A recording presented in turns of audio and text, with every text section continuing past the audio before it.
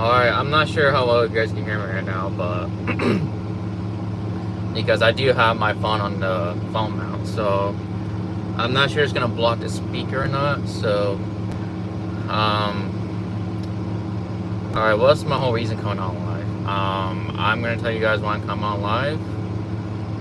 Yeah, you heard it. I'm probably gonna say this video too as well because I just want to let people know that it's just such bullshit that this company even do that, honestly. But alright, I guess I'll just get to it.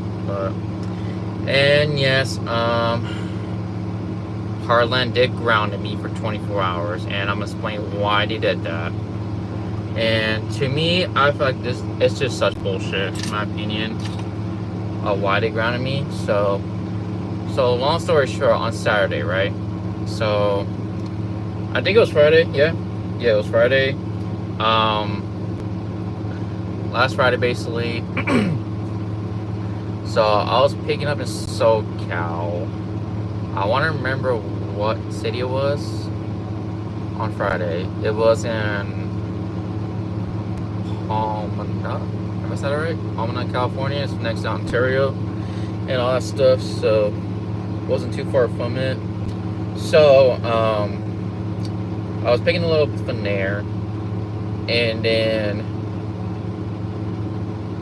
so I was picking up a little there. The wait said it was gonna be a lot, and so it was big giant paper rolls, right? So I looked at the paperwork. It was 43,000 pounds, right? And then I went to, after I saw that, I had to go back to TA where I spent my 10-hour at, and basically scale a load, right? As soon as I got back to TA to go scale a load, make sure I was legal and all that, right? For some reason, the scales just wasn't working at TA during that day. For some reason, in Ontario, California, in SoCal. So I was there waiting to get scaled for at least 30 minutes, right? So I was waiting there for 30 minutes, and I already kind of wasted my 14 up by doing that. And then after that, so after waiting, and they told me I had to, while I was on the app, the CAT scale app just wasn't working at all, right? So I was up. So I'm talking the story that I'm about to say on this video here. So basically, I did a lot of waiting, right? And then as soon as I got on the scale, they told me I had to get off the scale because they were resetting the scales because I was having issues and all that, right? So I decided to go back around, and coming around the station, there's like 10 trucks waiting in line for the scale. So I was like, and don't worry, I'm gonna say the video so you can hear the whole thing, what's going on. So let me read these comments actually, so I'm not getting too on topic. But I'm planning to say this video anyway, so no, you're not the only one. All right, let me just get back to what I was saying. So basically, I decided to go to Petro right across the street from there, right? So I did that, and even then, the scale wasn't working either. They reset it and automatically got resumed it, right? So it started working again. Once I finally got scaled it, which it took almost an hour basically to do, and I was overweight on my tandems by like, and keep in mind I had my tandems all the way forward so that I could see how much further I could go back. Knowing California, I can't go back no more than 6 holes in California, I believe. At least that's what I was taught from my mentor. So basically I was at the dirt hole. So I go, basically the way these trails are set up, you could go going maybe 3 holes back. So I did that, and I was at the 40-foot mark pretty much. So I couldn't go on any more back than that, and I was overweight by 800 pounds on my tandem still. So yeah, so I had to go back to the shipper, get the load reworked and all that. Went back, waiting in line again at Petro again on Ontario. So that took another, actually yeah, going back there wasn't too far out. It was like maybe 9 miles, but it took almost 30 minutes because of traffic. So I had to go back, get the load reworked, right? So just getting a little reworked and all that. Got done. Went back to TA again. Well, not TA. Petro in Ontario. And then skid a load again. Make sure I was good on my way. I was finally good after hours later. And then finally I was able to leave SoCal legally.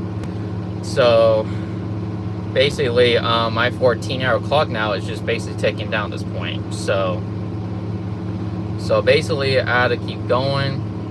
So the delivery was in Madera, the Georgia Pacific in California. So there's one way station before you hit the Grapevine, both northbound and southbound. So you're gonna hit a one-way station, and they're always open too as well. So yeah, so I had to be legal for that reason. But so as soon as I got to Madera, the delivery was low because the same day delivery. So I had to deliver no later than that same following day. So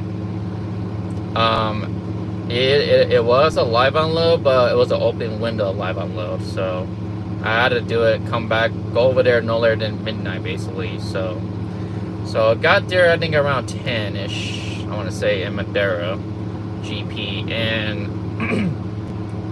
I was always looking at reviews on Georgia Pacific and Madera, California. I heard a lot of bad reviews from that place, so I thought I was gonna assume a lot more worse. But surprisingly, they only took me 2 hours, just because I was the only truck there, and it was the middle of the night too as well. So, but the bad news is, I ran out of hours. So I did run out of hours, so I had no more drive time left. So, and the receiver I was at they wouldn't let me overnight park it there either. So I had to use personal conveyance. So to get to the nearest truck stop, I checked all the truck stops nearby. They were all full. It was in the middle of the night. I didn't get done and leaving till like 12 a.m. Around 12 to 1 a.m. and everything was full. So yeah, I had to drive 100 miles to the terminal because that was the only place that had truck parking in Lathrop, California. So, which basically is about 2 hours. But I had no choice but to do that. I was not going to sleep on the on-ramp at all, or off-ramp. So I'm one of those drivers, I don't like to sleep on off-ramps at all. I try to avoid them as much as I can. So if it means I got to personal conveyance a lot of miles, that's what I got to do. So yeah, I did use PC for 100 miles just because there was no other truck parking where I was at. So everything was full, of course, because it was the middle of the night. So everything was full, kept going. Finally shut down there around 2 a.m., right? So did that. And then not now, but so as soon as come back out from home time, right? So they got me a load going towards Arizona, basically, right? So the pickup wasn't until Tuesday, and it was delivering to Casa Grande, Arizona. It was picked up in the middle of nowhere in California, near Bakersfield. So did that load. It did took, like, I would say like a day and a half or so, just because of delays of the pickup. So yeah, so I had delays at the pickup, so I decided to do it the next day. I wish I couldn't drop it the next day anyways, right? And then after I delivered my load, they told me to go to the Phoenix terminal, basically, right? So they just told me to grab an empty and then basically go to the Phoenix terminal, right? Either way, I only had like 3 or 4 hours left on my clock, so until the next day, which was following today, right? So following today, and I was like getting more suspicious of what's going on here, and I felt like I didn't do anything wrong, so I didn't think of it too much like that. So basically, it was 7:30 a.m. today, or I should say 8 a.m. today. So I did have a meeting with safety department, and I did have a meeting with my driver manager and the terminal manager in Phoenix, Arizona. So yeah, we had a meeting, and it was about personal conveyance. And I already know how this bullshit was gonna go. So, honestly, I didn't remember what the limit was, and keep in mind to you guys, like, they're gonna fill up so much shit in your head during orientation, so you're not gonna remember every single little thing there is, right? I'm just gonna be 100% honest with you on you guys with that part. So, had me on the department, and then they told me basically blah blah blah. I had a misunderstanding with PC, whatever. I can't use no more than 20 miles total, which to me is kind of retarded because sometimes when you got delivered loads in the Bay Area, there's literally no truck park in the Bay Area. So you're basically gonna have to go to the Central Valley to shut down over there, right? But all the truck stops along the 99, Highway 99, they're all full. So what can I do, right? So basically, I told him what's going on, all that, what happened in my situation. I ran out of hours, and I was not gonna sleep on an off ramp. So I had to use PC for 100 miles. Yes, I know it's a lot of miles to use PC, but I know other trucks would do that. I don't like to use PC like that, but sometimes in some scenarios you're just gonna have to, depending on what situation you're in. So basically, they told me not to do it again, and they don't have any more further questions. I guess the CEO of Heartland was on the phone too as well. So I think he was on the phone, I believe, as well too. So he was on the phone as well. Okay, this is where it's gonna get worse, and the most ridiculous part ever, in my opinion, in my whole entire trucking career, which is something I never dealt with ever in my life as a truck driver. They decided, instead of firing me, they decided to ground me for 24 hours. Yes, you heard that loud and clear. So even though I had a pickup for today, I couldn't pick up this load today till tomorrow, basically. So usually I'm home on the weekends, but now I'm gonna have to work a little bit on Saturday. It's been getting kind of ridiculous. I feel like I've been doing this too often, so I'm just getting kind of fed up with that as it is. So, and the whole point and the whole reason I already told you guys the whole reason behind that. So, yeah, they basically grounded me for 24 hours, and to me, it's kind of ridiculous because I'm using personal conveyance for the right reasons, not for the wrong reasons. I'm using it for the right reasons, like I said before. Like, there was no other place for me to park, and I was not going to park on and an off ramp on top of that to do my 10-hour reset. It was not going to happen. Like, I'm not that type of driver to do that. So yeah, they basically grounded me for 24 hours. So that means I can't even move till 8 a.m. tomorrow, which on Friday, and I am 700 and something miles away from home. So I'm gonna have to really push it tomorrow. So, and pick this load up. Now picking up in Tualatin, Arizona, and then going back all the way to Stockton, California, where it's delivering to. But it's a preload and a drop and hook. So, but it's open window for Saturday. But I want to get there early as I can to deliver it. But so basically, they grounded me for doing something safe. Like, if you really think about it, like, does that make sense to y'all? Because coming from my last company with May, they didn't care if I used PC as long as I was safe doing so and using it for the right reasons. Like, that's the one good thing about May for that part on that end, that they do allow you to use PC as long as so another scam call was calling me, so hopefully it didn't pause the video. Alright, you guys back? So yeah, I'm just sitting here digging this truck. I should just go local at this point. I'm just tired dealing with this on the road shit. I just need to be home every day and just live my life, have a work-life balance, you know. I mean, like I said, I did OTR already. I did regional, so I didn't get enough's enough, you know. I just need to go like local already. Alright, let me just read these comments. So that's my story on my end. Okay, I read that one. Teen Drive OTR 1800 net 1800 net a week. Zero experience. I'll be honest, I don't like team driving at all. I think team driving, if anything, I feel like it's more dangerous than solo driving, just because, like, dude, Okay, the real reason I'm saying that is, like, yeah, teen driving is not for everybody. I could tell you that much. Because teen driving, if you really think about it, you're really driving fatigue.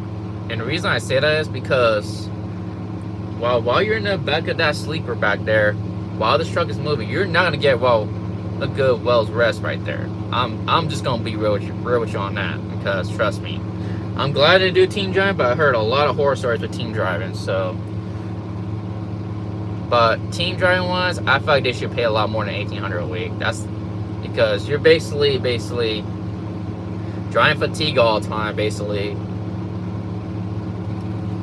And what is wrong with off-ramp sleeping? And that's another problem I'm explaining. Because anything, I feel like it's more dangerous to sleep on an off-ramp depending where it's at. I usually don't like to do that because it's very dangerous and somebody could just hit you at any time while you're sleeping. Because how people drive nowadays, people don't know how to drive nowadays as it is. And especially most of these owner-operator truck drivers. I'm not going to say all owner-operators are bad drivers, but there are some shitty ones out there. I can tell you that much. So, because sometimes when you basically... Wait, actually, I'm thinking the getting off the freeway part. Okay, I don't know why I get that confused sometimes, but it all depends what the ramp looks like. Like, I don't like sleeping on off ramps because there's really no bathroom to use, really. And surprisingly, I don't have a bucket, whatever. Or I mean, I had a piss bottle, but it smelled so bad to the point I had to do it away. So. Bro, you ever done achievement higher? You can come up with all these claims. What? I mean, it works for some people, but it doesn't work for me at all. So,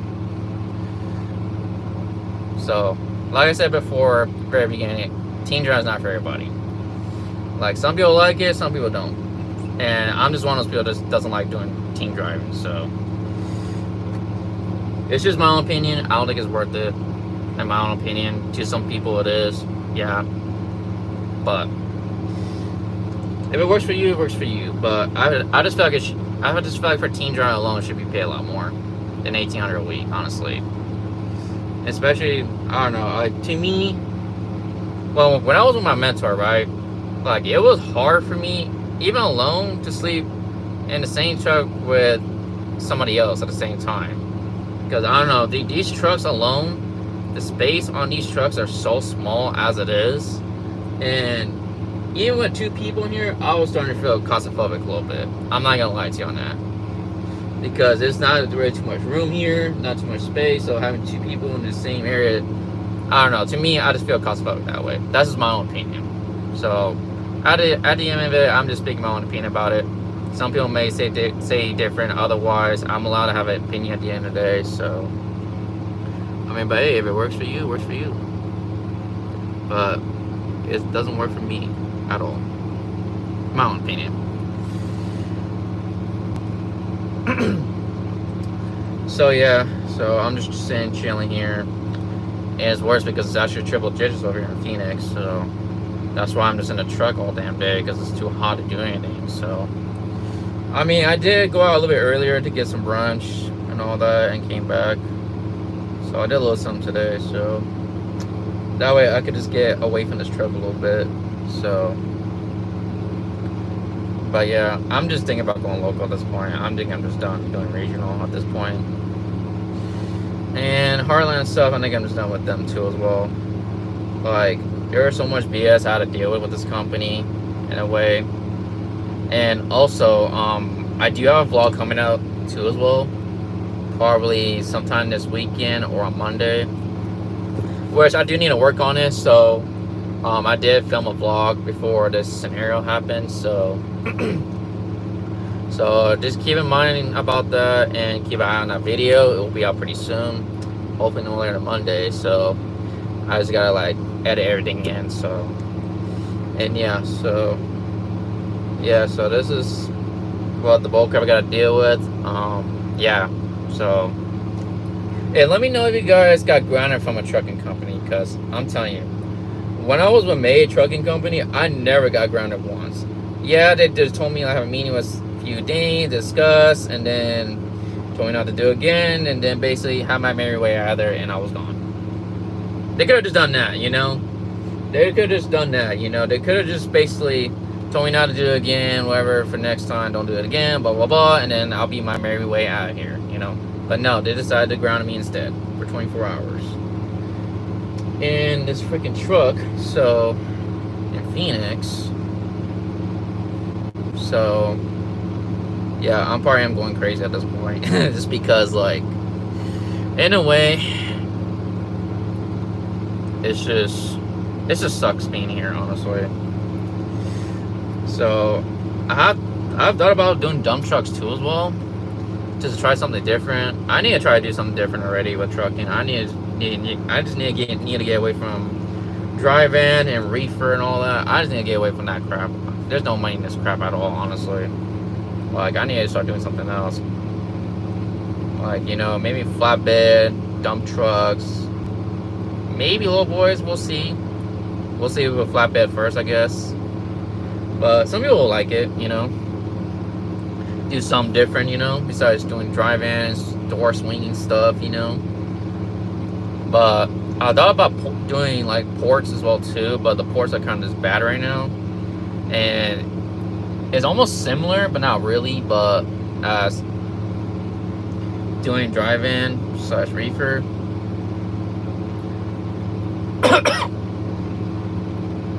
But I don't know. I thought about doing ports, but then again, the ports is like, to some people it's toxic, and to some people they like it. But the only ports they have in my area is like in Oakland, California, and the Oakland ports are usually not that busy all the time like that compared to like Los Angeles, like Long Beach ports. So they'll more work over there, I feel like, more than they do in Oakland. So in a way, if I lived in SoCal, I probably would just do ports, honestly. I probably would, because there's more work over there. But I know right now is not the best time to do it right now, because I heard what's going on at the ports in Los Angeles, basically in LA as well. So I heard like it's pretty slow right now. So like, I don't want to go up there and make no money, you know. So, oh yeah, that's the other thing I forgot too. They do have ports in Stockton too. I totally forgot about that too. So not just Oakland, but Stockton's too as well. But I'm not sure how busy it is with Stockton. I haven't heard anybody talk about the Stockton ports. I mostly hear Oakland and mostly like Long Beach. So I only hear those two ports mainly. But I haven't heard of the Stockton one too much. So, but like Stockton is like 50 miles away from my house as well too, so I'll have to basically commute almost an hour over there and back to Sacramento. So that's where I live basically. I mean, I probably will feel like they'll probably still hire me anyways, but yeah, the other thing too, I've been looking on Indeed as well too, you know. I just can't find any that's like that's suitable for my interests as well too, or you know, things like that. But I mean, I gotta stop being stubborn, just take what I can get, you know. If it means kind of low pay local jobs, which I don't recommend taking, but if you have no other choice but to do it, you do what you gotta do in that part, I feel like.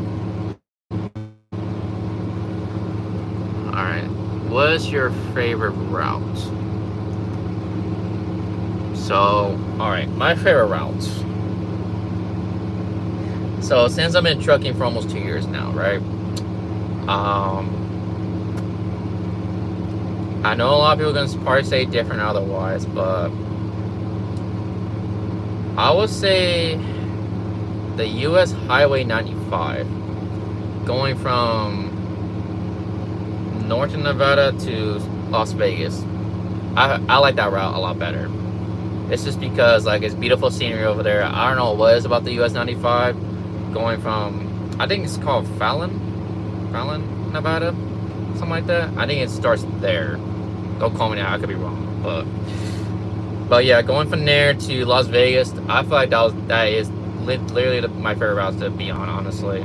I mean, one of my favorite routes I've been on. So, because the reason why I know is because one of my May friends I was talking to the other day told me the same thing, that like he really likes the US 95s going from Fallon, Nevada to Las Vegas. I would say that's my favorite route. US Highway, I would say, is one of my favorites. And then US 93 is good too. I like that one too. But I do like the 95 going down south from Fallon. So to Las Vegas. And interstate wise, God, that's a hard one. What is my favorite interstate? I will say my favorite interstate will have to be, God, that's tough.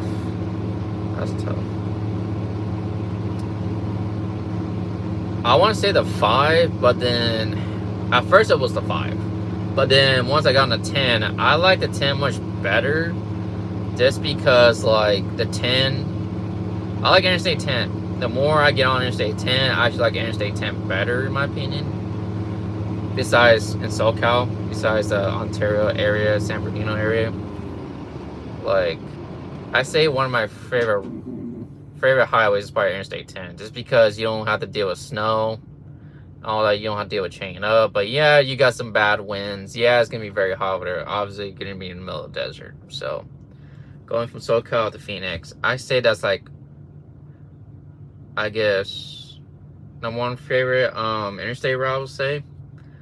And second favorite interstate route will probably be the 5, honestly. But the 5 is beautiful, but once you get to Oregon, like, it's those curbs that really get you, and it's kind of annoying to deal with. But besides the I-5 in Oregon, the I-5 in Washington is not too bad. But I just don't like the I-5 in Oregon, because there's so many sharp curves you got to go through, you know. And on top of that, you got a lot of passes to go through too as well on top of that. Like, so you just like squirrely up and down, squirrely up and down the whole time until you get close to basically Salem. So like from there, you just like kind of zigzagging a little bit, I feel like. But I don't know, everybody's different either way. So I guess that's just called the I-5 corridor at this point, I should say. And I-5 corridor was probably my second favorite, but I just don't like going up north of Redding too much. Besides Mount Shasta, it's beautiful in the summertime, but in the winters it gets really bad up there. So I can't talk right now. Like the Sasuke Pass, yeah, that's pretty bad too as well, I feel like, in the winter. So you do gotta chain up there and all that. So, and it gets shut down sometimes too as well. So yeah. But I don't have anything bad to say about Interstate 5 besides it's just besides once you get to Oregon, you gotta deal with all these sharp curves in Oregon. I don't know what's up with Oregon with all these sharp curves, like, you know, I don't know what's up with that. But everywhere else, like California, is mostly straight. Yeah, you're gonna have some sharp curves in California as well too. Once you go up to Mount Shasta, yeah, you're gonna run into sharp curves too as well on top of that. But a little bit, but it kind of straightens out kind of thing. But yeah, I don't know. That's one of those things that I find kind of annoying to deal with on the 5. But that's why I put it my second favorite. Because at least with Interstate 10, it's just a straight shot. Yeah, there's gonna be some mounts up and down, but it's not gonna be too bad or anything like that. So at all. So yeah. So I'm probably gonna wrap the live stream up right now, since I'm about to go and probably pack for myself to go take a shower. So I'm probably gonna just do that, honestly, since I'm pretty stuck here anyways. Nothing much else to do. So thank you guys for coming to live stream, watch my video. I know I was a little bit yabbering at the end. I was answering you guys' comments and all that too as well while I was at it. But yeah, just to let you know, you guys do come in Heartland, you guys are gonna be grounded too as well if you use PC for over 20 miles. Just expect that to happen. So which to me is kind of ridiculous, but it is what it is on that part. So, all right, what's up, Diesel Logic? Hope I said that right. So I'm about to end the live stream, so I will catch you guys later. I'm gonna save this too as well, so you guys can hear the whole story of what happened. So I'm gonna save this live stream so you guys can see the whole thing, so you guys not seeing the short part of it. So, all right, guys, I will catch you guys once I post a vlog for Monday. So, and that's coming up pretty soon too as well. I just gotta find time to edit it, so I'm probably just do that a little bit today as well while I'm at it. All right, guys, I will catch you guys till next time.